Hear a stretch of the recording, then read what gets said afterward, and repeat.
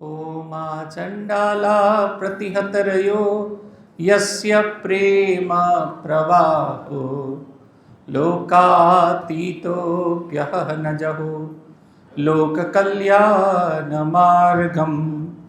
त्रैलोक्येऽप्यप्रतिममहिमा जानकी प्राणबन्धो भक्त्या ज्ञानमृतभरवपु सीतया यो हि रामः स्तब्धीकृत्य प्रलयकलितं वाहवोत्थं महान्तं हित्वा रात्रिं प्रकृतिसहजाम् अन्धतामिस्त्रमिश्रं गीतं शान्तं मधुरमपि यः सिंहनादं जगर्ज सोऽयं जातप्रथितपुरुषो रामकृष्णस्त्विदानीं जय जय रामकृष्णो वंशकल्पतरु जय जय भगवान् जगतेर गुरु जय जय गुरुमाता जगत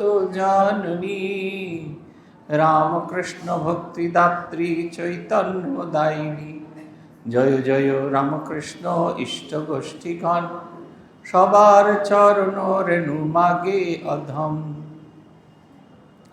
श्री भगवानेर अशेष कृपाय आबार आमरा समवेत हয়েছি श्री श्री रामकृष्ण पुथी থেকে पाठ एवं आलोचनार जन्य। आमादेर जेटा विगत दिन आमरा आलोचना करছিলাম সেটা হচ্ছে অনুরাগী কালী দর্শনের একেবারে শেষ পর্বে ঠাকুর এসেছেন।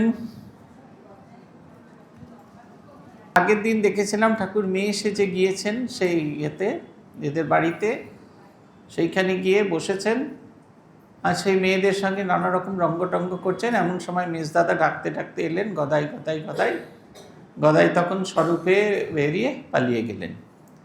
এরপরে শ্রীরামকৃষ্ণদেব দেখছেন যে এখানে আর এটি করলে চলবে না, এবার রওনা দিতে হবে শিহরে। শিহর গ্রামে তিনি যাবেন এবং শিহরে তিনি গিয়ে পৌঁছবেন। এই শিহরে যাওয়ার রাস্তাটা ভারী সুন্দর বর্ণনা এই পুঁথিতে বলা আছে।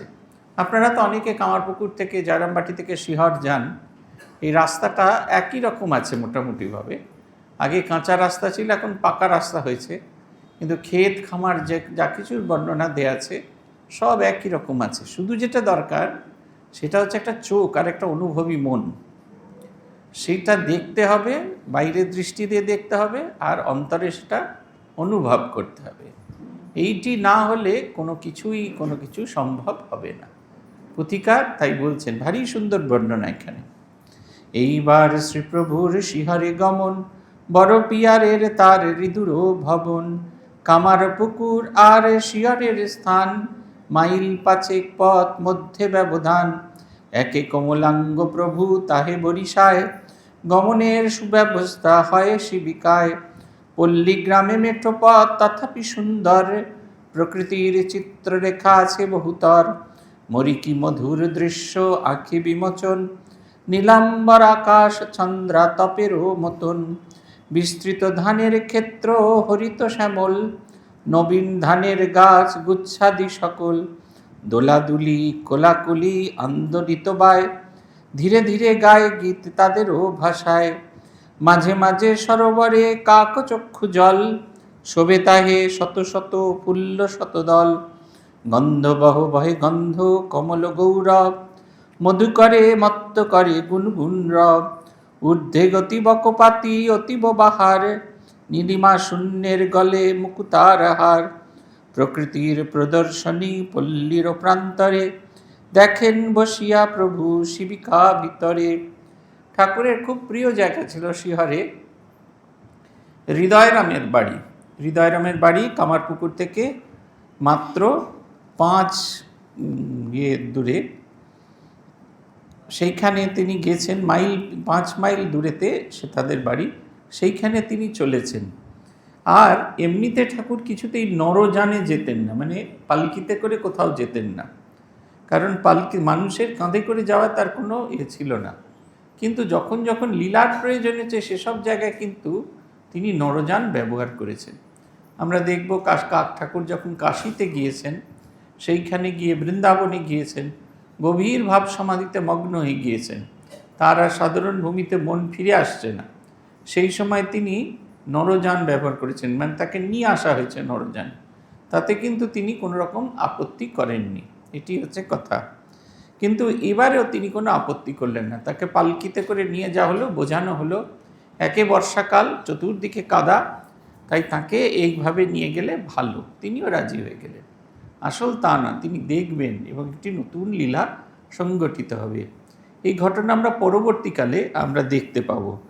বলছেন ঠাকুর চলেছেন, বলেছেন প্রকৃতির চিত্রলেখা আছে বহুতর, পল্লীগ্রামে মেঠো পথ তথাপি সুন্দর, মরিকি মধুর দৃশ্য আঁখি বিমোচন, আঁকি বিমোহন, নীলাম্বর আকাশ চন্দ্রা তপের মতন। বর্ষা শেষ হয়ে গেছে, বর্ষার পরের যে আকাশ আপনারা দেখবেন ঘন নীল আকাশ, আর তার মধ্যে পেঁজা তুলোর মতো জল ঝরিয়ে ঝরিয়ে, মেঘগুলোতে আর মেঘ ভারী নেই, ঘন কালো মেঘ নয়, পাতলা পেঁজা তুলোর মতো সেই মেঘ, সেটি ভেসে ভেসে বেড়াচ্ছে, অপূর্ব সুন্দর লাগছে। মনে হচ্ছে যেন কেউ চাঁদোয়া খাটিয়ে দিয়েছে, সেই কেউ চাঁদোয়া দিয়ে দিয়েছে। কখন যে এই ঠাকুর চলেছেন দেখছেন চাঁদোয়ার মতো, যেন মাথাতে প্রকৃতি যেন মাথার ওপর একবারে একটা চাঁদোয়া দিয়ে রেখেছেন।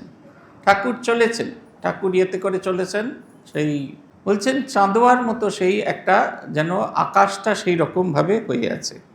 দেখছেন চোখ খুলে, বিস্তৃত ধানের ক্ষেত্র হরিত শ্যামল, নবীন ধানের গাছ গুচ্ছাদি সকল, দোলাদুলি কোলাকুলি আন্দোলিত বায়, ধীরে ধীরে গায় গীত তাদেরও ভাষায়। আর সেই সমস্ত ক্ষেত জুড়ে একেবারে সেই ধান হয়ে আছে, পাকা ধান, বড় হয়ে গেছে, আর সেই হাওয়াতে একটা একটা গায়ে পড়ে যাচ্ছে। মনে হচ্ছে একটা একটা গায়ে পড়ে যাচ্ছে, নিজে দেখার চোখ থাকা দরকার। বলছেন একটা একটা গাছ যেন একটা একটার সাথে যেন কোলাকুলি করছে, নিজেদের ভাষা কানে কানে। যেমন আমরা কারোর সঙ্গে দেখা হলে বলি কেমন আছো, কতদিন পরে দেখলাম, সেটা ফিসফিস করে তোমার আজকে সাজটা খুব সুন্দর হয়েছে, কানে কানে ফিসফিস করে বলছে। সেরকম ধানের গুচ্ছ একজন আরেকজনের সঙ্গে স্পর্শ করছে, তারা একে অপরকে আলিঙ্গন করছে এবং নিজেদের ভাষায় নিজেরা একে অপরের সঙ্গে কুশল বিনিময় করছে। কি সুন্দর! বলছেন ধীরে ধীরে গায় গীত তাদেরও ভাষায়, মাঝে সরোবরে কাক চক্ষু জল, শোভে তাহে শত শত ফুল্ল শতদল, গন্ধবহ বয়ে গন্ধ কমল গৌরব, মধু করে মত্ত করে গুনগুন রব। বলছেন সেই বৃষ্টি হয়ে গেছে, পরিষ্কার জল, নোংরা জল আর সামান্যতম নোংরা জল আর এতটুকু নেই, সেইখানে সে কাক চক্ষু জল পাত অবধি দেখা যাচ্ছে। আমরা অনেক বছর আগে চনৌরে গেছিলাম, গুজরাটের চনৌরে নর্মদায় স্নান করতে। নর্মদা সেই ক্ষিপ্র গতিতে বয়ে চলেছেন, সেখানে তার মধ্যে নেমে স্নান করা, এত পরিষ্কার জল। আমরা যখন মা নর্মদায় স্নান করতে নেমেছি, একবার পা অবধি, পাটাও দেখা যাচ্ছে, দাঁড়াতে পারছি না ভালো করে, কিন্তু দেখছি নিজের পাটা দেখা যাচ্ছে, এত পরিষ্কার জল। বলছে সে পরিষ্কার জল, আর তার উপর ফুটে আছে ফুল্ল শতদল, পদ্ম ফুল ফুটে আছে। পদ্ম ফুলে দুটো কাজ করছে, পদ্ম ফুলের ওপর দিয়ে যে হাওয়াটি বয়ে যাচ্ছে, সে পদ্ম ফুলের সুগন্ধটাকে বয়ে নিয়ে যাচ্ছে। বাতাসের অন্য নাম হচ্ছে গন্ধবহ। আপনারা যারা এই ইয়েতে গিয়েছেন, এই দমদমে 1 নম্বর গেট, যেটা দিয়ে এয়ারপোর্টে ঢোকার যে গেট, ওখানে পরপর 3টে জায়গা আছে। একটা আছে মসজিদ আছে, একটা কালী মন্দির আছে, একটা গুরুদ্বারা আছে। এই 3টে ধর্ম প্রার্থনা স্থল আছে, আর তার পাশ দিয়ে রাশি রাশি ফুলের দোকান আছে। আমরা যখন ফিরতাম আগে, ওই গাড়ি ওইখানে হয়তো থেমে গেল, আমরা বসে আছি, আর সেই জুঁই ফুলে, গরমকালে সেই জুঁই ফুলের গন্ধ আসছে। আমরা কিন্তু ফুল শুকছি না, কিন্তু গন্ধবহ সেই গন্ধকে স্পর্শ করে নিয়ে আসছে আমাদের দিকে। বলছে এখানে পদ্মের গন্ধ, সেটা যেন বয়ে নিয়ে যাচ্ছে। আর কি করছে, পদ্ম ফুল ফুটে আছে, সদ্য সদ্য ফুটেছে, তার বুকেতে মধু প্রচুর, আর মধুকর তার ভেতরে হুল ফুটিয়ে শোঁ শোঁ করে সে মধু পান করছে। কি সুন্দর দৃশ্য! এই যে বলছি না, দেখার চোখ আমরা এইভাবে দেখতে পাই না। বলছেন ঊর্ধ্বগতি বকপাতি অতীব বাহার, নীলিমা শূন্যের গলে মুকুতার হার, প্রকৃতির প্রদর্শনী পল্লীর প্রান্তরে, দেখেন বসিয়া প্রভু শিবিকা ভিতরে, আর ওপরে আকাশে এক দল বক উড়ে যাচ্ছে মালার মতো। ওদের এইরকম ভাবে থাকে, ভি আকারে এটা থাকে যে উড়ে যায়। ওদের চেঞ্জটা এরকম, এখান থেকে একজন পাশের দলে চলে যায়, নেতা সেকেন্ড ম্যানে আসে, আর এই লাইনের যিনি প্রথম আছেন তিনি খানিকটা জায়গায় গিয়ে নেতৃত্ব দেয়। ওই যে মুক্তার হারটা যে চলেছে সেটা ওরমভাবে চলে, একসঙ্গে তারা চলতে থাকে। হাঁ করে অবাক বিস্ময়ে সেই পাখিদের তিনি দেখছেন, অবাক বিস্ময়ে দেখছেন দেখছেন দেখছেন এমন সময় একটা ঘটনা ঘটল। কি সে ঘটনা? হেনকালে শ্রীপ্রভুর অপূর্ব দর্শন, অপূর্ব ঠাকুর যেন অপূর্ব তেমন। বিশ্ব গায়ে দেহ মধ্যে প্রভুর আমার, বাহিরে আসিলে দুটি কিশোর কুমার। নয়ন বিনোদ মূর্তি সুঠাম সুন্দর, বয়ানে লাবণ্য কান্তি যিনি শশধর। শিবিকার বহির্ভাগে প্রমত্ত খেলায়, কভু মৃদুমন্দ কভু দ্রুত গতি যায়। কভু ছুটা ছুটি খেলে হাস্যপূর্ণাননে, কভু হুটাপুটি ধন্য ফুল আহরণে। কখনো প্রান্তর মাঠে বহু দূরে যায়, কভু শিবিকার পাশে আসে পুনরায়। কভু বালকের মতো বালক যেমন, হাস্যরস হাস্য পরিহাস সহ কথোপকথন। এই রূপে বাল চেষ্টা করি বহুতর, প্রবেশিলা শ্রীপ্রভুর দেহের ভিতর। ঠাকুর বসে আছেন, ঠাকুর দেখছেন তার শরীর থেকে দুটি ছোট শিশু বাইরে বেরিয়ে এসেছে। তারা সেই ঠাকুর যাচ্ছেন, ঠাকুরের শিবিকা যাচ্ছেন, তার সঙ্গে সেটি ধরে তারা গল্প করছেন ঠাকুরের সঙ্গে, কলকল ঝলঝল পলপল করে গল্প করছেন। অন্য কেউ কিন্তু দেখতে পাচ্ছে না, ঠাকুর দেখতে পাচ্ছেন, তার শরীর থেকে বেরিয়েছে দুটি বালক। তারপরে তারা সেই শিবিকা যাচ্ছে, ঠাকুর দেখছেন, তারা ছুটতে গিয়ে মাঠের মধ্যে গিয়ে ডিগবাজি খাচ্ছে, কে আবার ফিরে আসছে, আবার ঠাকুরের সঙ্গে কলকল ঝলঝল পলপল করছে, আবার তারা ছুটে যাচ্ছে, আবার তারা ফিরে আসছে। কত ছোটাছুটি খেলা হাস্যপূর্ণাননে, কবু হুটাপুটি বন্যফুল আহরণে। কখনো ছুটে গিয়েছেন, বনফুল আহরণ করে নিয়ে এসেছেন। কবু প্রান্তর মাঠ বহু দূরে যায়, কবু শিবিকার পাশে আসে পুনরায়। কবু বালকের মতো বালক যেমন, হাস্য পরিহাস সহ কথোপকথন। ছোট শিশু যেরকম দেখবেন, বড়দের আর ছোটদের গল্প করার স্টাইল সম্পূর্ণ আলাদা। একটু ভালো করে যদি যখন ট্রেনে যান তখন যদি লক্ষ্য করেন দেখবেন, বুঝতে পারবেন। বড়দের কথা বলার স্টাইল একরকম আর ছোটদের একরকম। কেউ কেউ অবশ্য বালকের ভাব আরোপ করেন, হ্যাঁ, সেটা একটা আলাদা জিনিস। বালকের ভাব যদি কেউ আরোপ করেন তাহলে কিছু বলার নেই, সেটা খুব বিশদ দৃশ্য দেখতে হয়। কিন্তু তারা সেই বালকের মতো বালকের সাথে গল্প করছেন। এই রকম অনেকক্ষণ হওয়ার পর ধীরে ধীরে ঠাকুরের শরীরের ভেতর মিশে গেলেন। ঠাকুর ভেবেছিলেন এ বোধহয় তার মাথার খেয়াল, এই যে দর্শন করেছিলেন এগুলো সত্য সত্য নয়, এটা তার সম্পূর্ণ তার মাথার খেয়াল, এটা কখনো হতে পারে না। তারপরে যখন ভৈরবী ব্রাহ্মণী তার কাছে এসে পৌঁছলেন, ভৈরবী ব্রাহ্মণী তাকে জিজ্ঞাসা করেছিলেন তার কিছু দর্শন হয়। এই ঘটনার পরেই ভৈরবী ব্রাহ্মণী আসবেন, এটির থেকে কলকাতায় ফিরে এসেই তান্ত্রিক সাধনা শুরু হবে, এই প্রেক্ষাপট তৈরি হয়েছে। ভৈরবী ব্রাহ্মণীকে তিনি বললেন, আমি কিছু দেখি কিন্তু এরকম একটা জিনিস দেখেছি, শিহর যাচ্ছিল, হঠাৎ করে দেখলুম আমার শরীর থেকে দুটো বাচ্চা বেরিয়ে গেল, তারা গিয়ে খেলাধুলা করলো, আবার তারা এসে আমার শরীরে মিশে গেল। আমি এক আধজনকে বলার চেষ্টা করেছিলাম, তারা বলেছে খেয়াল, আমিও ভেবেছি বোধহয় মাথার খেয়াল। তিনি বললেন, না বাবা, তোমার ঠিক দর্শন হয়েছে, নিত্যানন্দ মহাপ্রভু এবং শ্রী চৈতন্য তারা তোমার শরীর থেকে বেরিয়ে এসেছেন, এবার নিতাইয়ের কোলে চৈতন্যের আগমন হয়েছে। এই যে শ্রী চৈতন্য এবং নিত্যানন্দ মহাপ্রভু দুটো আলাদা আলাদা কাজ ছিল। একজন কয়েকজনের ভেতরে প্রেরণা দান করে চলে গিয়েছিলেন জগন্নাথ ধামে, তিনি শ্রীকৃষ্ণ চৈতন্য, আর নিত্যানন্দ মহাপ্রভুকে তিনি মানুষের মাঝখানে রেখে দিয়েছিলেন। এই তার বিয়ের ব্যবস্থা করেছিলেন, সেইখানে বিয়ে দিয়ে গৃহস্থদের মধ্যে রেখে গৃহীদের মধ্যে ভগবানের কথা প্রচারের ব্যবস্থা করেছিলেন।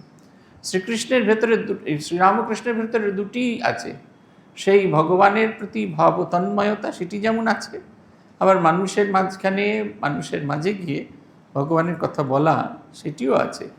তাই তিনি বললেন, তোমার দর্শন মিথ্যা নয়, তোমার দর্শন ঠিক ঠিক, এর মধ্যে কোনো ভুল নেই, তুমি ঠিক দেখেছ। এই দিয়ে এই অধ্যায়ের শেষ হচ্ছে। আমরা পরবর্তী অধ্যায়ে যাব, সেটা হচ্ছে তান্ত্রিক সাধনা। পুথিকার লিখছেন, শুনমন শ্রীপ্রভুর ভজন সাধনা, এক মনে শুনে কি বা গায়ে যেই জনা, গেঁটে বাঁধে খাঁটি সোনা ভক্তি সমুজ্জ্বল, রামকৃষ্ণ কথা হেন শ্রবণ মঙ্গল। ঠাকুরের সাধন ভজনা শোনার কথা বলছেন। এই কারণে ঠাকুর এত দীর্ঘদিন ধরে সাধন করেছেন। 12 বছর, একদিন দুদিন নয়, 12 ইয়ার্স, 12 বছর একটানা সাধন ভজন, আনইন্টারাপ্টেড। আমাদের যেমন এই কম্পিউটারে থাকে না আনইন্টারাপ্টেড পাওয়ার সার্ভিস, ঠিক সেই রকম ইউপিএসের মতো এক টানা সাধন ভজন করেছেন। একটা শেষ হয়েছে, আরেকটা শুরু হয়েছে, আরেকটা শুরু হয়েছে, আরেকটা শেষ হয়েছে, এই করতে করতে করতে করতে এক টানা সাধন ভজন করেছেন মানুষকে প্রেরণা দেওয়ার জন্য, যে গুরুসহ সাধনা কেমন করে করা যায় এবং সেই গুরুসহ সাধনা, গুরু ছাড়া সাধনা কেমন করে করা যায়, তাতে কীরকম আমাদের আকুতি থাকা দরকার, আবার গুরুসহ সাধনা করতে গেলে সেখানে কীরকমভাবে গুরুর প্রতি আজ্ঞা পালনের মনটা থাকা দরকার। বেশিরভাগ ক্ষেত্রে আমরা গুরুকরণ করি, গুরুদেবের দেওয়া মন্ত্রটিও পড়ি, মাঝে মাঝে জপও করি, তারপরে নিজে নিজে খানিকটা গুরু হই। তারপরে রাম বাবা, শ্যাম বাবা, টিভিতে কত বাবা দেখায়, তাদের পড়ি, তারপরে উদ্বোধন নিবোধত তো আছেই আমাদের পড়ার জন্য, সেগুলো পড়ি আর সেগুলো নিজেদের উপর অ্যাপ্লাই করি। গুরু যখন যে সাধন ভজনের পদ্ধতিটি বলেছেন সেটি ছাড়া, মন্ত্রটি ছাড়া আর বাকি সবটি করি। আমাকে একজন একবার জিজ্ঞেস করছেন, এটি পূজা সংখ্যায় একজন সাধুর লেখা এসছেন, তিনি অবশ্য খুব সম্মানিত, তিনি বিদেশে দীক্ষা টিক্ষাও দেন, এটা ঠিক। তিনি লিখছেন ধ্যানের কীরকম পদ্ধতি। মন তো আমাদের ছটফট করে ঘুরে বেড়াচ্ছে, চোখ বন্ধ করে ভাববে তুমি কামারপুকুরে ঠাকুরের মন্দিরে সামনে গিয়ে উপস্থিত হয়েছ, ঠাকুর ওখানে বসে আছেন, তার দিকে তাকিয়ে তাকিয়ে তুমি 108 বার জপ করে নিলে। তারপরে হাঁটতে হাঁটতে তুমি জয়রামবাটি চলে গেলে, মনে মনে হাঁটতে তো বেশি সময় লাগে না, হুশ করে জয়রামবাটি চলে গেলে, সেখানে মা বসে আছেন, মায়ের সামনে বসে জপ করলে। তারপরে হেঁটে পুরনো বাড়িতে গেলে, সেখানে বসে 108 জপ করলে। তারপরে নতুন বাড়িতে গিয়ে 108 জপ করলে। তারপরে হাঁটতে হাঁটতে কোয়ালপাড়া চলে গেলে, সেখানে গিয়ে 108 জপ করলে। এই করতে করতে ভগবানকেও দেখা হবে, জপ করা হবে। তিনি আমাকে বলছেন, আপনার কি মনে হয় পদ্ধতিটা সঠিক? আমি কোনো নন্দের পদ্ধতি শুনি না, আমি এক ভূতেশানন্দজির পদ্ধতি শুনি। তিনি যে পদ্ধতি বলেছেন তার বাইরে আর কোনো পদ্ধতি আমার জানা নেই, আর কেউ জানাতে এলেও আমি সেটা শুনবো না। গুরুর প্রতি, গুরুর সাধন পথের প্রতি এই নিষ্ঠা থাকা দরকার। ঠাকুর বলছেন না যে এক মনে শুনে কি বা গায়ে যেই জনা, গাঁটে বেঁধে ভক্তি খাঁটি শোনা ভক্তি সমুজ্জ্বল, রামকৃষ্ণ কথা হেন শ্রবণ মঙ্গল, শুনহ মন শ্রীপ্রভুর ভজন সাধনা। অবতার পুরুষ সাধন ভজন করছেন। আমরা সাধন ভজন করতে গিয়ে, আমরা সবাই সাধন ভজন করতে গিয়ে ক্লান্ত হয়ে যাই, মানে অনেক করেছি, খুব করেছি, ভীষণ করেছি, এইরকম ছাড়া আর কিচ্ছু করিনি। শান্তনা দাশগুপ্ত পূজনীয় প্রভু মা ভূতেশানজিকে জিজ্ঞেস করছে, মানে সেই 52 সালে দীক্ষা হয়েছে শঙ্করানন্দজির কাছে, এটা 94 সাল হয়ে গেল, এত বছর হয়ে গেল, কই কিছু তো হলো না। মহারাজ বলছেন, বলো কি মা শান্তনা, এই যে সকাল সন্ধে বসে তোমার ভগবানকে যে ডাকতে ইচ্ছা করছে, সকাল সন্ধে যদি ডাকতে না পারো, তোমার ভিতরে যে আঁটুবাটু করছে, এটা কি কিছুই হলো না? দেখবেন এই যে আমাদের প্রত্যেকের এটা হয়, সকালবেলা ঘুম থেকে উঠেই মনে হয় কতক্ষণে রেডি হয়ে জব করতে বসবো, আর সন্ধেবেলা হলে যেখানেই যাই না কেন কতক্ষণে বাড়ি ফিরবো, কতক্ষণে ঠাকুরকে সন্ধ্যাদীপ দেখাবো, আর কতক্ষণে বসে একটু জব ধ্যান করবো। এই যে তৈরি হচ্ছে ভগবানের সঙ্গে একটা সংযোগ তৈরি হয়েছে, এটা কিন্তু অনেক। মা বলছেন না, কাঁধে করে তোমাকে যদি একটা খাটে করে এক জায়গা থেকে আরেক জায়গায় নিয়ে যাওয়া যায়, তুমি কি বুঝবে স্থানান্তর হয়েছে? এদিক ওদিক তাকিয়ে দেখতে হবে, তবে তো স্থানান্তর। এই এদিক ওদিক তাকানো মানে হচ্ছে, আপনি যখন আপনার অবস্থায় দাঁড়িয়ে জগৎকে যখন দেখেন, তখন দেখবেন আপনি তার থেকে অনেকখানি এগিয়ে গেছেন। এ নিয়ে অহংকার করার কিছু নেই। ঠাকুর নিজে বলছেন, মাঝে মাঝে চাল কেড়ে দেখতে হয়, চাল তুলে তুলে, যখন চাল পরিষ্কার করা হচ্ছে, তাল তুলে তুলে দেখতে হয়। সব চাল তখনও তো পরিষ্কার হয় না, তখন ওই যেটুকু বাকি আছে সেটুকুর জন্য করতে হয়। আমার চাল বেশ পরিষ্কার হয়েছে, যদিও কাঁকড় আছে, বেশ পরিষ্কার হয়েছে, এই ভাবলে জানবেন আমাদের সাধন রাজ্যে এটা পূর্ণচ্ছেদ পড়ে গেছে, আমরা কিন্তু কিছুতেই কিছু করে উঠতে পারছি না। পুথিকার বলছেন, রামকৃষ্ণ কথা হেন শ্রবণ মঙ্গল। রামকৃষ্ণ কথা শ্রবণ মঙ্গল। শ্রবণ মঙ্গল কেন? আমরা যখন শুনি তখন সেটা মনের ভেতর গিয়ে রিক্রিয়েট করি, নতুন করে এটা ভাবি। এই যে এই ঘটনাটা খানিকক্ষণ আগে পড়লাম, দুটো বালক বেরিয়ে গেল, চোখ বন্ধ করে ভাবতে ভাবতে যান না, বাসে করে যাচ্ছেন, ভাবতে ভাবতে যান, দেখবেন চতুর্দিকে ছ্যাঁ ম্যাঁ প্যাঁ সব চলে গেছে। নিজের বাস স্টপ এসে গেছে সেটাই ভুলে গেছেন, কবে চলে গেছেন। আপনি চোখ বন্ধ করে সেই রওনা দিয়ে দিয়েছেন ঠাকুরের সঙ্গে। কামারপুকুর থেকে শিহর দুটি শিশু বেরিয়ে এসছে ঠাকুরের শরীর থেকে, তারা ছুটে যাচ্ছে, তারা কিলকিল ঝলঝল পলপল করছেন। ঠাকুর দেখতে দেখতে যাচ্ছেন সেই ঘন মেঘের ভেতরে মুকুতার মালা, ঘন নীলাকাশের ভেতরে মুকুতার মালার মতো সেই পাখি উড়ে বেড়াচ্ছে, তা দেখছেন, অবাক বিস্ময়ে তিনি দেখছেন। এই দেখতে দেখতেই দেখবেন আমাদের সময় পেরিয়ে যাবে। পুথিকার বলছেন, তন্ত্রমতে করিবারে ভজন সাধনা, হইল এখনো মনে প্রবল বাসনা, সে সময় একজনা আসে দ্বিজবর, শহরে বসতি মাত্র পাড়াগে ঘর, তন্তান্ত্রিক ব্রাহ্মণ দেহ ভক্তিমান অতি, দেখিয়া তাহায় প্রভু করিলা যুকতি, লইব শক্তির মন্ত্র ব্রাহ্মণের পাশ, গোপন করিলা তারে মন্তব্য প্রকাশ, মহাভাগ্যবান দ্বিজ ভাগ্য সীমা নাই, গুরুরূপে লইলা যারে জগত গোসাই, তুষ্ট চিতে দিলা সায় তান্ত্রিক ব্রাহ্মণ, দেখি পাঁজি শুভ দিন হয় নির্ধারণ, কেমনে লইলা মন্ত্র শুনতঃপর, দীক্ষাস্থান নিরূপণ শ্যামার মন্দির, আচরিয়ে সংযমন যথাশাস্ত্র রীতি, প্রবেশিলা শ্রীমন্দিরে দ্বিজেরও সংহতি, দীক্ষা গুরু যেন মন্ত্র দিলা কর্ণমূলে, হুঙ্কারি বসিলা প্রভু হরবক্ষস্থলে, শ্যামার শ্রীপদে লগ্ন যে শিব স্থাপন, শ্যামা সঙ্গে এক ঠাঁই কইলা আরোহণ, দীক্ষা গুরু দর্শন করি মহাত্রাসে, বাপ বাপ ডাকিয়া পলায় ঊর্ধ্বশ্বাসে, লীলাময় লীলা তব বুঝা সাধ্যকার, অচিন্ত অবদ্ধ কার্য বিস্ময় ব্যাপার। পুথিকার বলছেন যে তিনি ঠিক করলেন তন্ত্র সাধনা করবেন, তান্ত্রিক মতে দীক্ষা নেবেন, তন্ত্র সাধনায় তান্ত্রিক মতে দীক্ষা নেবেন। তান্ত্রিক মতে দীক্ষা না নিলে তিনি মা কালীর পুজো করতে পারবেন না, সেই কারণে তান্ত্রিক মতে দীক্ষা নেওয়া দরকার। কেনারাম ভট্টাচার্য তাকে তিনি গুরু মানলেন। তার বাড়ি ঠাকুরের বাড়ির কাছেই, সেই বাড়িটি এখনও আছে এবং সেখানে কেনারাম ভট্টাচার্যের সেই পঞ্চমুণ্ডির আসন আছে। আপনারা যারা কামারপুকুর যান, গিয়ে ঘুরে আসবেন। বা ভেরি গুড, থ্যাংক ইউ। হ্যাঁ, তাহলে যারা যাননি তাদেরকে আজকে বলে দেবেন কীভাবে যাবেন তারা। খুব ভালো। কেনারাম ভট্টাচার্যের বাড়িতে, কেনারাম ভট্টাচার্য বাড়ি গিয়েছিলেন, ঠিক। তারপরে এইটা দেখা দরকার। তিনি এলেন, দেখুন যুক্তি করছেন, তার সঙ্গে কথা বলছেন, গুরুর সঙ্গে গিয়ে কথা বলছেন, আপনার কাছে মন্ত্র দীক্ষা নেব। পুথিকার বলছেন যে সে গুরু কত বড় শক্তিশালী, কত বড় শক্তিধর, স্বয়ং ঈশ্বর তাকে তার গুরু হিসেবে চয়ন করেছেন। যারাই শ্রীরামকৃষ্ণের কাছে গুরু হিসেবে এসেছেন, বড় বড় সাধকরা এসেছেন, প্রত্যেকের ভেতরে তিনি পূর্ণতা স্থাপন করে দিয়েছেন। যে যতটুকু অপূর্ণ ছিল তাকে প্রত্যেককে পূর্ণ করেছেন। আমরা পরবর্তীকালে দেখতে পাবো ভৈরবী ব্রাহ্মণী, তারপরে আমাদের ন্যাংটা, তিনি তোতাপুরী, প্রত্যেককে তিনি একেবারে পূর্ণত্বের দিকে নিয়ে গেছেন। আমাদের কাউকে আধখানা রাখেন, গুরুদেরই বা আধখানা রাখবেন কেন?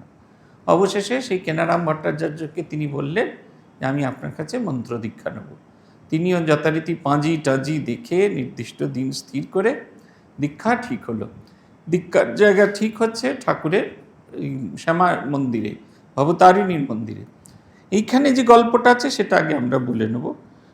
এটা পরম পুরুষ শ্রীরামকৃষ্ণতে এই গল্পটা বলা আছে, এই ঘটনাটা পাবেন। বলছেন যে মুহূর্তে শ্রীরামকৃষ্ণের কানে মন্ত্র দেয়া হলো, তিনি ছিটকে গিয়ে সেই শিব ঠাকুরের বুকের ওপর দাঁড়িয়ে পড়লেন। সামনে মা কালী দাঁড়িয়ে আছেন, পেছনে দাঁড়িয়ে আছেন।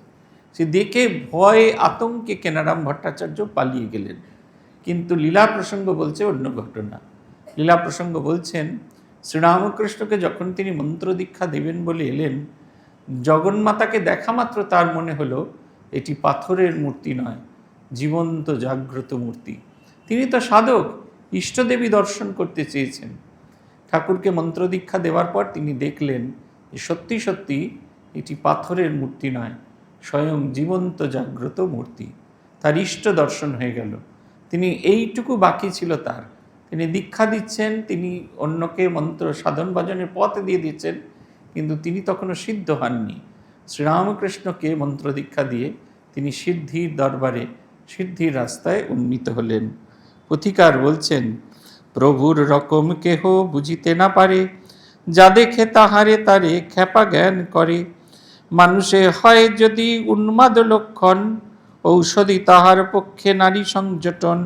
এমতো ভাবিয়া যত আত্মীয় স্বজন, ভাগিনে হৃদয়ে ডাকি কহে সঙ্গোপন।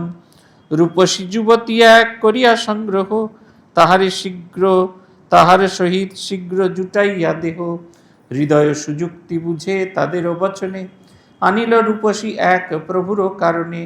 রাত্রিকালে থাকিতেন প্রভু যেই ঘরে, গোপনে থাকিয়া ঋদু পাঠায় তাহারে। হাব ভাব প্রবাস প্রকাশিয়া রূপসী হেতায়, পাতিনী মোহিনী জাল প্রভু পাশে যার। বিষভরা কালো স্বরূপী দেখি সন্নিকটে, ভয়ার্ত পথিক প্রাণ চমকিয়া উঠে। প্রাণ ভয়ে যথাশক্তি পলাইয়া যায়, তেমতি প্রভু হইলা প্রভু দেখিয়া তাহার। প্রভুর মহিমা কথা শুনত পর, রূপসী কিবা ভাবে দ্রবিল অন্তর। বিশুদ্ধ হইল চিত প্রভু দর্শনে, গর্ভজাত শিশু যেন ভাবোদয় মনে। সকার্যে লজ্জিত কিন্তু দিব্য ভাবোচ্ছ্বাসে, বাৎসল্য পূর্ণিত হৃদয় আঁখি জলে ভাসে।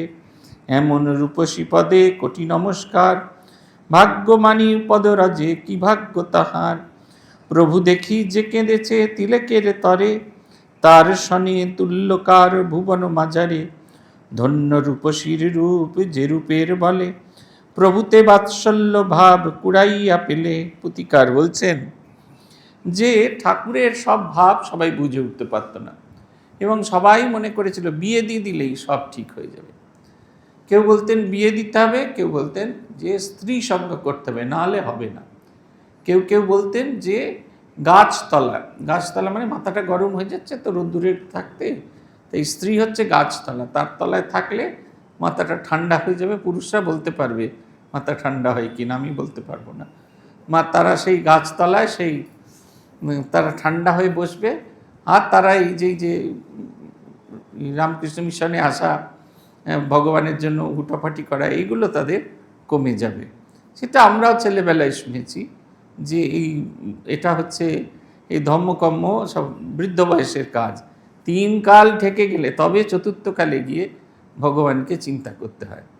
আমাদের সবাই মেরে পাকা বলতেন কি দরকার এই অল্প বয়সের থেকে ইয়েতে যাওয়া, আশ্রমে যাওয়ার কোনো মানে নেই। কাজের সময় বলতেন আসবে, কাজকর্ম করবে, তোমরাই তো করবে। অন্য সময় বলতেন মটটটে যাওয়ার দরকার নেই, সাধুদের সঙ্গে বিশেষ মেশামেশি করার দরকার নেই। ঠাকুরের ভাব দেখে হৃদয় রামের সঙ্গে আত্মীয় স্বজন মানে দক্ষিণেশ্বর জুড়ে ঠাকুরের আত্মীয় স্বজন। আপনাদের মনে আছে যে কোনো ব্রাহ্মণই চাইনি শ্রীরাম রাসমণির মন্দিরে পুজো করতে। সেটা যখন রামকুমারকে দিয়ে হয়ে গেল, তখন দেখা গেল বিভিন্ন কাজে ব্রাহ্মণের প্রয়োজন। ফুল তোলা, মালা গাঁথা, মন্দির পরিষ্কার করা, ভোগ রান্না করা, খেতে দেওয়া, বাসন মাজা, এই সমস্ত কাজের জন্য ব্রাহ্মণ প্রয়োজন। তাই রামকুমার ওই গোঘাট, কামারপুকুর, এই বিভিন্ন অঞ্চল থেকে তাদের আত্মীয় স্বজন শরিকদের নিয়ে এসেছিলেন, এবং সবাই এসে দক্ষিণেশ্বরে নানা কাজে যুক্ত হলেন। তারা হৃদয় রামকে বুদ্ধি দিলেন, তুমি একটা কাজ করো, একটা মেয়ে মানুষকে ধরে নিয়ে এসো, এবং ধরে নিয়ে এসে তুমি একটা ব্যবস্থা করো। তাকে সাজিয়ে গুজিয়ে তাকে পাঠিয়ে দেওয়া হলো ঠাকুরের ঘরে। ঠাকুর তখন কুঠি বাড়ির ঘরে থাকতেন। সেইখানে গিয়ে যখন হাব ভাব ছলাকলা দেখাচ্ছেন, ঠাকুরের রিয়াকশনটা অপূর্ব। হাব ভাব প্রকাশিয়া রূপসী হেতায়, পাতিয়া মোহিনী জাল প্রভু পাশে যায়। বিষভরা কালো স্বরূপী দেখি সন্নিকটে, ভয়ার্ত পথিক প্রাণ চমকিয়া ওঠে। প্রাণ ভয়ে যথাশক্তি পলাইয়া যায়, তেমতি হইলা প্রভু দেখিয়া তাহায়। বলছেন যেরকম আপনি পথে হেঁটে যাচ্ছেন, হঠাৎ করে দেখলেন যে সাপ দাঁড়িয়ে আছেন, আপনি আর ওখানে থাকতে পারেন, দে ছুট দে ছুট। আমি যেখানে আগে ছিলাম, এখনও যেখানে আছি, ভীষণ সাপের উৎপাত, মাঝে সাঝেই তাদের দেখা পায়। আমি বহুবার ছুটে পালিয়েছি, বিশেষ করে মনসা দ্বীপে এত কেউটে, রোজ 2-4টে করে কেউটে মারা হয়, তাও যেন সেই কেউটে আর থামে না, সংখ্যা কমে না। সে একবারে যেন একদম রক্তবীজের বংশধর, আজ এখানে উঠছে, পরশুদিন ওখানে উঠছে, তারপরের দিন এমনি করে আছে।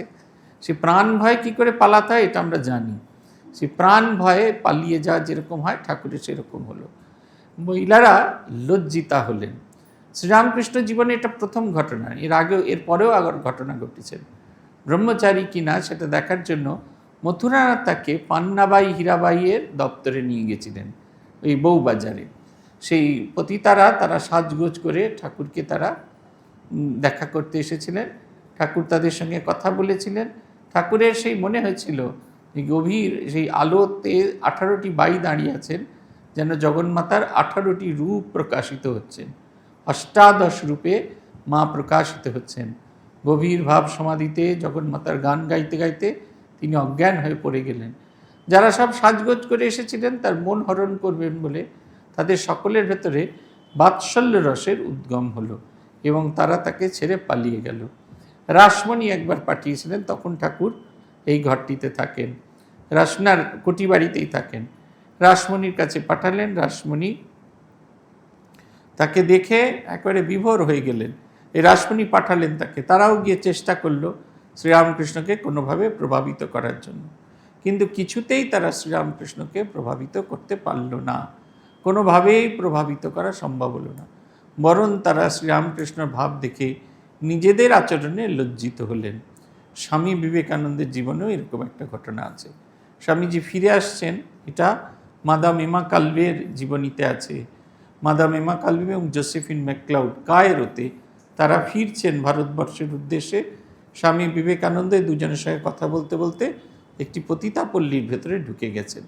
মেয়েরা তো খুব অ্যালার্ট থাকেন, ওরা বুঝে গেছেন ভুল জায়গায় ঢোকা হয়েছে। স্বামীজিকে বারবার বার করে নিয়ে আসার চেষ্টা করছেন। স্বামীজি কথা বলতে বলতে গিয়ে একটা সময় এরা দুজনেই থেমে গেছেন, স্বামীজি এগিয়ে গেছেন। স্বামীজি দেখছেন বিভিন্ন বাড়ির বারান্দাতে, বিভিন্ন বাড়ির অলিন্দে সেখানে দাঁড়িয়ে তারা সেই অর্ধনগ্ন অবস্থায় মানুষকে প্রলোভিত করছেন। স্বামীজি চুপ চুপ করে নিঃশব্দে দাঁড়িয়ে আছেন, টপ টপ করে চোখ দিয়ে জল পড়ছেন আর বলছেন, আহা বেচারারা, নিজেদের রূপের কাছে নিজের সতীত্বকে বলি দিয়েছে। তিনি কাঁদছেন, সমব্যথী হয়ে কাঁদছেন তাদের বেদনায়। মেয়েরা একেবারে কষ্ট পাচ্ছেন, মুখ ঢেকে ফেলেছেন। স্বামীজি সেই উজ্জ্বল ছবি তিনি আর দেখতে পাচ্ছেন না। আর একজন ভাঙা ভাঙা স্প্যানিশে স্বামীজির কাছে এসে তার গেরুয়া কাপড়টা চুমু খেয়ে বলছেন, ঈশ্বর, ঈশ্বর পুরুষ, ঈশ্বর জানিত পুরুষ, ঈশ্বর জানিত পুরুষ। বারবার এই ঘটনা আমরা দেখতে পাই। শ্রীরামকৃষ্ণের ব্রহ্মচর্য পরীক্ষার জন্য কতবার যে হয়েছে তার ঠিক নেই। এবারও তাই হলো। ঠাকুর যখন এরকম ভয়ার্ত হয়ে ঘরের একটা দিকে লুকিয়ে পালিয়ে গেলেন, সে বেটির সমস্ত মন বদলে গেল। রূপসী কিবা ভাবে ভাবিল দ্রবিল অন্তর, প্রভুর মহিমা কথা শুনত পর। বিশুদ্ধ হইল চিত্ত প্রভু দর্শনে, গর্ভজাত শিশু যেন ভাবোদয় মনে। সকার্যে লজ্জিত কিন্তু দিব্য ভাবোচ্ছ্বাসে, বাৎসল্য পূর্ণিত হৃদি আঁখি ঝলে ভাসে। এমন রূপসী পদে কোটি নমস্কার, ভাগ্যমানী পদরাজে কি ভাগ্য তাহার। প্রভু দেখি যে কেঁদেছে তিলকের তরে, তার সনে তুল্যকার ভুবন মাজারে। তার ভেতরেও সেই মহিলার ভেতরে পরিবর্তন এলো, তার ভেতরে মাতৃভাব জাগ্রত হলো। নিজের কাজে লজ্জিত হয়েছেন, কিন্তু ঠাকুরকে দেখে তার ভেতরে দিব্য ভাবোচ্ছ্বাস হয়েছে। পত্রীস্ত্রী অনুসূয়া তিনি খুব পবিত্রা ছিলেন। দেবতারা ঠিক করলেন তাকে পরীক্ষা করে দেখবেন। ব্রহ্মা বিষ্ণু মহেশ্বর এলেন, তারা এসে বললেন যে আমরা আপনার কাছে স্তন্যপান করুন। হ্যাঁ ঠিক আছে, করবে বই কি। তিনি একটা ঘটিতে করে জল বার করে এদের তিনজনের গায়ে ছিটিয়ে দিলেন, আর সব সেই বিরাট পুরুষ ছোট শিশুতে রূপান্তরিত হলো। মা এবার সকলকে কোলে তুলে স্তন্যপান করে বসিয়ে রাখলেন। এদিকে দেবসভা একবারে ফাঁকা, এদের কোথাও খুঁজে পাওয়া যাচ্ছে না। কি করবে, কারণ তাদের তো তিনি ওইখানে আটকে রেখেছেন, ছোট শিশু বানিয়ে রেখেছেন। এইটা অদ্ভুত। অত্রিমণির স্ত্রীর জীবনের গল্প, অনসূয়ার জীবনের গল্প আছে। এখানেও তাই দেখুন, তার ভেতরে যেন মাতৃভাব জাগ্রত হয়েছেন, ঝরঝর করে কাঁদছেন, দুটোভাবে কাঁদছেন। এক হচ্ছে তিনি যে কাজটি করেছেন তাতে তিনি লজ্জিতা হচ্ছেন, আর দুই হচ্ছেন ভগবানকে দেখে তাকে দর্শন করে তার ভেতরের সমস্ত অন্ধকার দূরীভূত হয়ে গেছে। অন্ধকার দূরীভূত হওয়ার পর তিনি ভাবোচ্ছ্বাসে কাঁদছেন। বলছেন, প্রভু দেখি যে কেঁদেছে তিলকের তরে, তার সনে তুল্যকার ভুবন মাজারে। ভগবানকে দেখে যে তিলকের জন্য কেঁদেছে, তার মতো সৌভাগ্যবান জগৎ সংসারে আর কে আছে? কেউ নেই। পুথিকার বলছেন, জয় জয় দয়াময় আমি মূঢ়মতি, কি গাব তোমার লীলা কি ধরি শকতি। সামান্য করির আসে আইল রূপসী, কল্পতরু মূলে পায় মহারত্ন রাশি। বালক স্বভাব প্রভু ইচ্ছাময় হরি, অভাগার ভাগ্যে মাত্র কহিল কড়া করি। বড় কড়া করি প্রভু কইল মম প্রতি, শ্রীপদ সেবার রব এই দেহমতি। পশ্চাতে হৃদয়ে প্রভু কইলা তিরস্কার, এমন কুবুদ্ধি কেন হইলা তোমার। পুথিকার বলছেন যে সামান্য পয়সা রোজগার করতেছেন, টাকা, এই যে তিনি পতিতাবৃত্তি করতে এসেছিলেন অর্থের বিনিময়ে, অর্থ ছাড়া তিনি আর কিচ্ছু ভাবেননি, কিন্তু তা করতে এসে তিনি যেন কল্পতরু মূলে ভাব ভক্তি সমস্ত কিছু প্রাপ্ত হলেন। বলছেন ঠাকুর দুহাত ভরে তাকে উজাড় করে জিনিসপত্র দিয়ে ভর্তি করে দিলেন। আমার প্রতি খুব কড়াকড়ি। পুথিকারের এটা খুব দুঃখ ছিল, ঠাকুর কিছুতেই তার কোনো রকম সেবা নিতেন না। পায়ে করতে গেলে বলতেন না, আর প্রয়োজন নেই। তিনি অনেক কষ্ট করে 1 পয়সা 2 পয়সা করে টাকা জমিয়ে ঠাকুর কুলফি খেতে ভালোবাসেন বলে কুলফি কিনে হাঁড়ি মাথায় করে এই নতুন বাজার থেকে চলে গেছেন, দক্ষিণেশ্বর পৌঁছে গেছেন। সেইখানে গিয়ে তিনি ওই ভগবানের সেবার জন্য নিয়ে গেছেন, কিন্তু যখন পৌঁছেছেন তখন বিকেল অতিক্রান্ত, সন্ধ্যা হয়ে গেছে। ঠাকুর বললেন, আমার গলার এই গ্ল্যান্ড ফুলেছে, আমিও এখন খেতে পারবো না। সবাই খেলো, তিনি নাকে খেতে দিলেন না। ভয়ের চোটে তিনি শ্রীরামকৃষ্ণের কাছাকাছি আসতে পারতেন না। সবসময় তার মনে হতো ঠাকুর যেন তাকে একটু দূরে দূরে রেখেছেন। তাই কাউকে ঠাকুরের কাছে আসতে দেখলে তার বড্ড কষ্ট হতো। তিনি বারবার সেই কথা বলতেন, তিনি বারবার সেই কথাই বলে যেতেন এবং বলতেন যে ভগবান তাকে এত কৃপা করলেন, কিন্তু তাকে কৃপা করার সময় তিনি একবারে ভীষণ কড়াকড়ি করে দিলেন। পুথিকার লিখছেন, তন্ত্রমতে ক্রিয়াকাণ্ড, আপনি দেরি করে এসছেন কোনো অসুবিধা নেই, শুধু কথা বলে আপনি দেরি করে এসছেন সেটা বলতে হবে না। লাল শাড়ি মা আপনাকে বলছি, চুপটি করে থাকুন। হ্যাঁ, আপনি দেরি করে এসছেন কোনো অসুবিধা নেই, তাতে কোনো লজ্জা নেই, কিন্তু আপনি দেরি করে এসছেন সেটা অন্যদের বোঝাবেন না। দাঁড়িয়ে থাকুন, চুপ করে দাঁড়িয়ে থাকুন, আর নাহলে সামনে জায়গা আছে এসে বসুন। তন্ত্রমতে ক্রিয়াকাণ্ড সাধনা ভজনা করিবারে শ্রীপ্রভুর একান্ত বাসনা। রঙ্গ দেখি ভঙ্গ দিলা দীক্ষা গুরুতায়, কে করে এমন তন্ত্র সাধনা জোগাড়। তন্ত্রিক সাধক যত ছিল যে যেখানে, জুটে সবে এ সময়ে প্রভু সন্নিধানে। দেখাইয়া দেন প্রভু তে সবারে পথ, অনতি বিলম্বে যাহে পুরে মনোরথ। সাধনা জোগাড় শ্রীপ্রভুর সোজা নয়, যে কোনো মানুষ হতে কখনো না হয়। জোগাড়ে সাহায্য হেতু অদ্ভুত কাহিনী, আসিয়া জুটিল এক অদ্ভুত রমণী। একদিন দেখিলেন প্রভু লক্ষ্য করি, সুরধুনী কুলে বসে আছে এক নারী। হৃদয়ে বলিলা প্রভু ডাকিবারে তাই, হৃদয় অতি বিস্ময় ইহার। আকাশ পাতাল ঋদু ভাসে ভাবে অনিবার, কামিনী নরকৃমি জ্ঞান যাহার। কেন তিনি অকস্মাৎ ডাকেন কামনী, কামিনী মেয়ে যেমন মানুষ বুদ্ধি সন্দেহ অমনি। ভাবিয়া চিন্তিয়া ঋদু গিয়া সন্নিধানে, কুলে উপবিষ্টা নারী ডাক দিয়া আনে।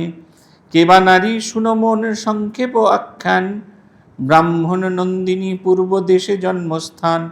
জন্মাবধি সাদ কিসে ভগবান মিলে, দেহে নাই মন হরি চরণ কমলে। নিদ্রা যোগে একদিন স্বপ্নেতে হেরে, পরম পুরুষ এক সুরধুনী তীরে। চমকি উঠিয়া চিন্তা করে অনুক্ষণ, কি করিয়া হয় স্বপ্ন দৃষ্ট দর্শন। কুলশীল লাজ ভয়ে বিসর্জন দিয়ে অন্বেষণ করে তার ঘুরিয়ে ঘুরিয়ে।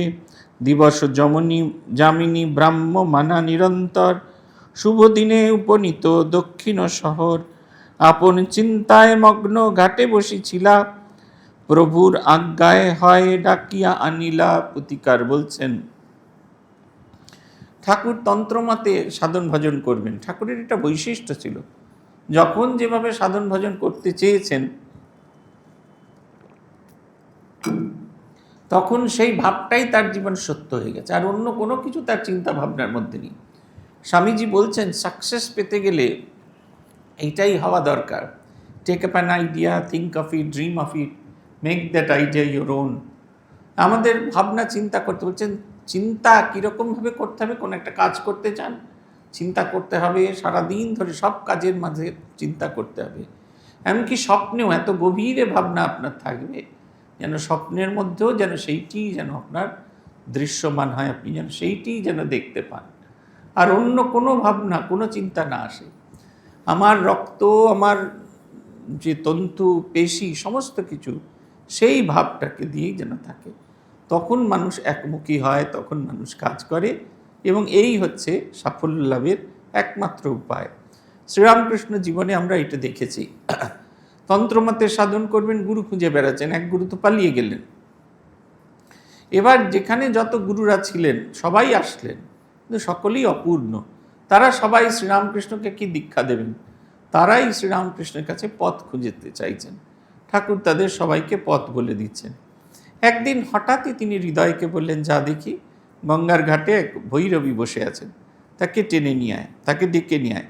এর কয়েকদিন আগে তিনি মাকে একটি লাল পেড়ে কাপড় দিয়ে বলেছিলেন গেরুয়া রঙে ছুপিয়ে রাখতে। ভৈরবী আসবে, তাকে তিনি দেবেন। এই সব কিছু প্রিডেস্টিন। তিনি এলেন শ্রীরামকৃষ্ণ জীবনে, তিনি এলেন, এবং তিনি শ্রীরামকৃষ্ণ তিনি এসেছেন যশোর থেকে। নাম তার যোগেশ্বরী ব্রাহ্মণী। 1861 সালে তিনি আসেন, শ্রীরামকৃষ্ণে আসেন, দক্ষিণেশ্বরে আসেন, এবং 1867 সালে এই কামারপুকুরে শ্রীরামকৃষ্ণের সঙ্গে যান, এবং সেখান থেকে তিনি শ্রীরামকৃষ্ণ জীবন থেকে বিচ্যুত হয়ে যান। পরবর্তীকালে শ্রীরামকৃষ্ণদেব যখন কাশী এবং বৃন্দাবন যাত্রা করেছিলেন, কাশীতে সেই সময় এই ভৈরবী ব্রাহ্মণী ছিলেন যোগেশ্বরী ঘাটের কাছে। সেইখানে সব যোগ সাধিকারা, তান্ত্রিক সাধিকারা থাকতেন। শ্রীরামকৃষ্ণদেব রোজ তার সঙ্গে দেখা করতে যেতেন, তাকে মায়ের মতো শ্রদ্ধা করতেন, ভালোবাসতেন। এই ভৈরবী ব্রাহ্মণী অপূর্ব রূপবতী। আমরা পড়ব শ্রীরামকৃষ্ণের বর্ণনা। তিনি একদিন স্বপ্নে দেখলেন গঙ্গার তীরে একজন সেই যোগী পুরুষ, স্বর্গীয় পুরুষ দাঁড়িয়ে আছেন, তাকে দীক্ষা দেওয়ার, তাকে তৈরি করার কাজটা তার। তিনি থাকেন যশোরে। আর তখনকার দিনে এখন যেমন মায়েরা এই বেরোলুম, টিকিট কাটলুম, অটো ধরলুম, টোটো ধরলুম, টুক করে চলে এলুম, আবার অটো ধরলুম, চলে গেলুম, এইরকম ছিল না তখন। একাকী তিনি ওইখান থেকে যাত্রা করেছেন দক্ষিণেশ্বরের উদ্দেশ্যে। তিনি এসেছেন, দক্ষিণেশ্বরে পৌঁছেছেন, বসে আছেন, কাউকে চেনেন না তো বসে আছেন। এমন সময় হৃদয়রাম গিয়ে পৌঁছল। কিন্তু এখানে দেখার মতো একটা অদ্ভুত বিষয়, হৃদয়রাম শ্রীরামকৃষ্ণকে অত্যন্ত শ্রদ্ধা ভক্তি সমস্ত কিছু করত। একজন কেউ লিখছেন বোধহয় হৃদয়রামকে নিয়ে জীবনী লেখা হচ্ছে, হৃদয়রামের জীবনী বেরোবে। হৃদয়রামের জীবনী আমাদের পড়া উচিত, কারণ হৃদয়রাম ছিলেন বলেই আজকে আমরা শ্রীরামকৃষ্ণকে নিয়ে লীলাবিলাস করতে পারছি। এটা যেন আমরা কখনো না ভুলি। হৃদয়রাম কিন্তু অদ্ভুত ভাবন দেখি, তিনি ঠাকুরকে এত ভালোবাসতেন। ঠাকুরের এই যে কামিনী কাঞ্চন ত্যাগী রূপ, এটা তার খুব ভালো লাগতো। যে মুহূর্তে তিনি শ্রীরামকৃষ্ণ মহিলাকে ডাকতে বলেছেন, ব্যাস সঙ্গে সঙ্গে ভক্তি চটকে গেছে। তাহলে গোলমাল আছে, তাহলে জীবনে খুব গোলমাল আছে। এই জিনিস শ্রীরামকৃষ্ণকে বহুবার ফেস করতে হয়েছে। ঠাকুর চৈতন্য লীলার নাটক দেখতে চাইলেন, গিরিশচন্দ্র ঘোষের চৈতন্য লীলার নাটক হয়েছে, ঠাকুর দেখতে চাইলেন। ভক্তদের কি অদ্ভুত সন্দেহ, আরে সেখানে তো সব পতিতারা অভিনয় করেন, সেই দেখতে যাবেন কেমন তর পরমহংস। সবাই ঠাকুরের পেছন পেছন পেছন পেছন চৈতন্য লীলা নাটক দেখলেন। ভাবলেন যে গেলে ফ্রিতে দেখা হবে, গিরিশ ঘোষ ছাড়লেন না, প্রত্যেকের কাছ থেকে টিকিটের দাম নিলেন, ঠাকুর শুধু ফ্রি। ঠাকুর গান শুনতে চেয়েছিলেন, বারোয়ারিতে কীর্তন হবে, নাটক হবে, নীলকণ্ঠের যাত্রা শুনতে চেয়েছিলেন। সবার খুব বিস্ময়, বারোয়ারিতে সব নানা ধরনের লোক আসে, চপাস চপাস করে পান খাচ্ছে, কেউ কার তার সঙ্গিনীকে নিয়ে আসে, সবাই আসছে। সেই জায়গা কি আসল জায়গা? এখানে যাত্রা দেখতে যাওয়া সেটা কি আসল জায়গা? কিন্তু তারা শ্রীরামকৃষ্ণের এই অদ্ভুত অভিলাষ দেখে তারাও শ্রীরামকৃষ্ণের পেছন পেছন এসছে। ঠাকুর এসব নিয়ে কিছু মনে করতেন না। কীরকম ভাবটা জানেন তো? কেউ আপনার গায়ে একটা ময়লা ছুঁড়ে দিয়েছেন, আপনি যদি ময়লাটা ঝেড়ে ফেলে এগিয়ে যান তাহলে কিন্তু আপনার কিছু হবে না। কিন্তু আপনি যদি বারবার মনে করতে থাকেন কেন সে ময়লা ঝেড়ে ফেলেছেন, কিন্তু কেন আমার গায়ে ময়লা ছুঁড়ল, আমি কি ময়লা ছোড়ার জায়গা ছিল কি, ঠিক হলো, এইসব চর্চা করতে করতে যান, তাহলে দেখবেন আপনি অনেক দূর চলে গেছেন, ময়লাটা 3 কিলোমিটার আগে ফেলে গেছেন, মনে মনে আপনি ময়লাটাকে বয়ে নিয়ে চলেছেন। শ্রীরামকৃষ্ণদেব এগুলোকে কিছুই মনে করতেন না। ঠাকুর তিনি বসে আছেন, এমন সময় হৃদয়রাম গিয়ে তাকে ডেকে নিয়ে এলেন। পুথিকার বলছেন, পুলাকে পূর্ণিত তনু গদ গদ স্বরে মা বলিয়া প্রভু দেবে সম্বোধিলা তারে। এ নহে সামান্য নারী বহুগুণা কর, যেমন উপরে বাহ্য তেমতি ভিতর। শ্রীহর চরণ আসে ত্যাগী সন্ন্যাসিনী, সাধন ভজন কত করেছেন তিনি। দেবভাষা বিশারদা বিশেষ প্রকার, সুগুড় শাস্ত্রের বাক্য ভালো ব্যাখ্যা করে। তত্ত্বান্বেষী একজন বৈষ্ণবচরণ, প্রসিদ্ধ পণ্ডিত পরে শাস্ত্র অগণন। পরাজয়ে মানে তার পরিচয় পেয়ে, কে দেখেছে কে শুনেছে হেন রূপ মেয়ে। লিখিতে তাহার কথা কি আছে শকতি, প্রভু বলিতেন চারি বেদ মূর্তিমতি। তন্ত্রগীতা পুরাণাদি ভক্তিগ্রন্থ যত, অক্ষর অক্ষর তার সব কণ্ঠস্থিত। ব্রাহ্মণী তাহারে আখ্যা হইল এইখানে, সেহেতু ব্রাহ্মণী বলি সকলেই জানে। বিস্ময় আনন্দ সহ কহিল ব্রাহ্মণী, তোমায় দেখিয়াছি বাবা স্বপনেতে আমি। বিভোর বাৎসল্য ভাবে করে নিরীক্ষণ, হেন প্রভুদেব তার আপন নন্দন। প্রভুর বালকবৎ দেন পরিচয়, অবস্থা ভাবের কথা যেরকম হয়। শাস্ত্রমতে মিলাইয়া দেখিয়া একে, মহাভাববস্থাগত বুঝিল প্রভুতে। মানুষে সম্ভব নয় হেন মহাভাব, হয় মাত্র নরহরি অঙ্গে আবির্ভাব। অবাকে ব্রাহ্মণী করে প্রভুকে দর্শন, বিরাজে শ্রীঅঙ্গে স্পষ্ট গৌরাঙ্গ লক্ষণ। ছিল এক শালগ্রাম ব্রাহ্মণীর ঠাঁই, অন্তরে জানিয়া প্রভু জগত গোসাই। সেই ভদ্রমহিলাকে ডেকে নিয়ে আসা হলো। হৃদয়রামের তো খুব সন্দেহ, এই সবাই বলে কামিনী কাঞ্চন ত্যাগী সন্ন্যাসী, আবার দেখো কীরকম মহিলার সঙ্গে দেখা করার জন্য তাকে ডেকে নিয়ে আসছে, এ সাধুর জীবন গোলমেলে আছে। পূজ্যপাদ স্মরণানন্দজি আমাদের বলতেন, আমরা যখন হেডকোয়ার্টার্সে কাজ করতাম, মহারাজ আমাদের বলতেন খুব সাবধানে থাকবে, তাল গাছের তলায় দাঁড়িয়ে জল খেলেও লোকে বলবে এই সাধু তাড়ি খাচ্ছে, অতএব লোক ব্যবহারের সময় খুব সাবধানে থাকবে।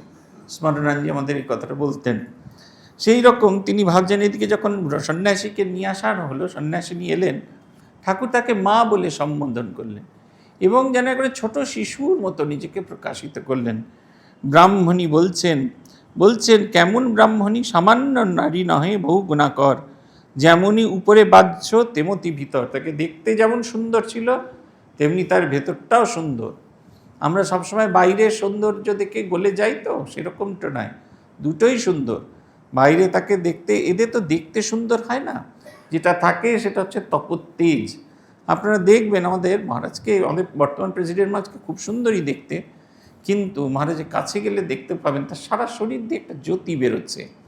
এটা তপোতেজ, দীর্ঘ তপস্যা, দীর্ঘ জীবন, একটা উচ্চভাবে থাকার যে প্রকাশ, সেইটা আমাদের মধ্যে কেন হয় না? কারণ আমরা যে কনসিস্টেন্টলি ওই ভাবটাকে ধরে রাখতে পারি না। যদি কনসিস্টেন্টলি ওই ভাবটা ধরে রাখা যায়, বহু সাধুকে দেখেছি, বহু ভক্তকে দেখেছি, তাদের ভেতরে এই আনন্দের ছবি দেখা গেছে। বলছেন তেমন সাধারণ তিনি নন, দেবভাষা বিশারদা, সংস্কৃত তিনি বিশেষভাবে জানতেন। আর কি জানতেন? শাস্ত্রের সুগূঢ় অর্থ, শাস্ত্রের গভীরে যে অর্থ আছে সেটি সম্পর্কে তিনি অবহিত ছিলেন। শুধু তাই নয়, সেটিকে প্রকাশ করতে পারতেন। বৈষ্ণবচরণ এসেছিলেন শ্রীরামকৃষ্ণের কাছে। বৈষ্ণবচরণ তাকে দেখে, তার কথা শুনে পরাভূত হয়েছিলেন ভৈরবী ব্রাহ্মণীর কাছে। বলছেন, কীরকম বলো দেখি? বলছেন, কেমন, কে দেখেছে, কে শুনেছে হেনরূপ মেয়ে? তখনকার দিনে, এখনও এরকম মহিলা খুঁজে পাওয়া কঠিন। দুদিকে, ভেতরে বাইরে দুদিকে স্ট্রং, এরকম মহিলা খুঁজে পাওয়া কঠিন। তখন তো কঠিনই ছিল। প্রভু বলিতেন, চারি বেদ মূর্তিখানি, গীতান্ত্র, গীতা, পুরাণাদি ভক্তিগ্রন্থ যত, অক্ষর অক্ষর তার সব কণ্ঠস্থিত। চতুর্বেদ মূর্তিমতী, মানে 4টি বেদের মূর্তিমতী তা নয়, প্রত্যেকটি বেদকে পড়ে তার অন্তর্নিহিত নির্যাস তার জীবনে এমনভাবে এসেছে, সেটা তার আচার আচরণে, কথায় বার্তায় সেটা প্রকাশিত হতো। আমাদের রাজ্যের একজন বিখ্যাত যিনি নেত্রী আছেন, তাকে এবং অমর্ত্য সেনকে একটা সোফার মধ্যে যদি বসিয়ে দিতে পারেন, তাহলে আপনি বুঝতে পারবেন শিক্ষিত এবং প্রকৃত শিক্ষিত এই দুটোর ভেতরে কত ফারাক আছে। এটা আপনি নিজেরাই বুঝতে পারবেন। ঠিক সেই রকম আমাদের এইটি হচ্ছে, তাকে দেখেই বোঝা যাচ্ছে ভেতরে, তার ভেতরে সেই শাস্ত্র শুধু পড়েছেন না, তার নির্যাসটিকেও তিনি গ্রহণ করেছেন। ব্রাহ্মণী, তাকে এই ব্রাহ্মণী বলেই ডাকা হচ্ছে। বলছেন, ব্রাহ্মণী বললেন, স্বপ্নেতে তোমায় দেখেছি বাবা, সেই থেকে তোমাকে অনুসরণ করে চলেছি, তোমাকে খুঁজে চলেছি, খুঁজতে খুঁজতে তোমার এখানে এসেছি। ঠাকুরে যেন ছোট্ট বাচ্চা হয়ে গেছেন। ভৈরবী ব্রাহ্মণী তাকে খুঁটিয়ে খুঁটিয়ে দেখছেন। কি দেখছেন? বলছেন, প্রভু বালকবধ দেন পরিচয়, অবস্থা ভাবের কথা যেরকম হয়, শাস্ত্রমতে মিলাইতে দেখি একে একে, মহাভাব অবস্থাগত বুঝিল প্রভুকে। মানুষে সম্ভব নহে হেন মহাভাব, হয় মাত্র নরহরি অঙ্গে আবির্ভাব। তিনি শ্রীরামকৃষ্ণকে কোটি কোটি দেখলেন এবং বুঝলেন এর ভেতর যে ভাবটি আছে, এটি সাধারণ মানুষের মধ্যে হয় না, একমাত্র অবতার পুরুষের ভেতরেই এই জিনিস লক্ষ্য করা যায়। অবাকে ব্রাহ্মণী করে প্রভুকে দর্শন, বিরাজে শ্রীঅঙ্গে স্পষ্ট গৌরাঙ্গ লক্ষণ। শ্রী গৌরাঙ্গের শরীরে যে যে লক্ষণ তারা দেখেছিলেন, সেই সেই লক্ষণগুলো তার অঙ্গে তিনি ধরতে পারলেন। তিনি খুঁটিয়ে খুঁটিয়ে দেখছেন। আর ব্রাহ্মণীর গলায় একটি শালগ্রাম ছিল, কাপড় দিয়ে বাঁধা, কেউ জানে না, ঠাকুর কিন্তু দেখলেন। এবং তারপরের ঘটনাটা ভারী সুন্দর, যেটা আমরা আগামী দিন আলোচনা করব। আজ এই পর্যন্ত। আগামী মাসের শেষ সোমবার আবার আপনাদের সঙ্গে দেখা হবে। জয় জয় রামকৃষ্ণ বাঞ্ছা কল্পতরু, জয় জয় ভগবান জগতের গুরু, জয় জয় গুরু মাতা জগত জননী, রামকৃষ্ণ ভক্তিদাত্রী চৈতন্য দায়িনী। জয় জয় রামকৃষ্ণ ইষ্ট গোষ্ঠীগণ, সবার চরণ রেণু মাগে অধম। ওম শান্তি শান্তি শান্তি। হরি ওম তৎসৎ। শ্রী রামকৃষ্ণার্পণমস্তু।